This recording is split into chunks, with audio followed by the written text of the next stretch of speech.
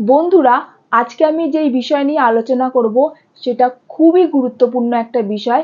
সেই বিষয়টা হলো যুব শক্তি প্রকল্প। যুব শক্তি প্রকল্প পেতে গেলে কি কি যোগ্যতা লাগবে এবং যুব শক্তি প্রকল্পের জন্য কি কি ডকুমেন্ট লাগবে তার ফুল ডিটেলস আমি এই ভিডিওতে জানাবো আপনাদেরকে। তো চলুন ভিডিওটা স্টার্ট করা যাক। যুব শক্তি প্রকল্প তারাই পাবেন যারা পশ্চিমবঙ্গের স্থায়ী বাসিন্দা হবেন। যদি স্থায়ী বাসিন্দা না হন তাহলে কিন্তু যুবশক্তি প্রকল্প তারা পাবেন না।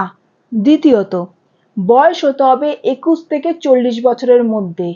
21 থেকে 40 বছরের বেশি হলে কিন্তু হবে না। তৃতীয়ত, বর্তমানে যদি কোনো কর্মসংস্থানের সাথে যুক্ত থাকে তাহলে কিন্তু হবে না, মানে সেই ব্যক্তিকে পুরোপুরি বেকার হতে হবে, তাহলে কিন্তু যুবশক্তি প্রকল্পের আওতায় তিনি আসবেন। চতুর্থ, ন্যূনতম মাধ্যমিক পাস হতে হবে। মাধ্যমিক পাস না হলে কিন্তু কোনোভাবেই এই প্রকল্পে আওতায় আসবেন না।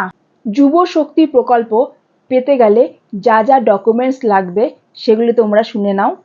প্রথম, মাধ্যমিক পরীক্ষার মার্কশিট এবং অ্যাডমিট কার্ড।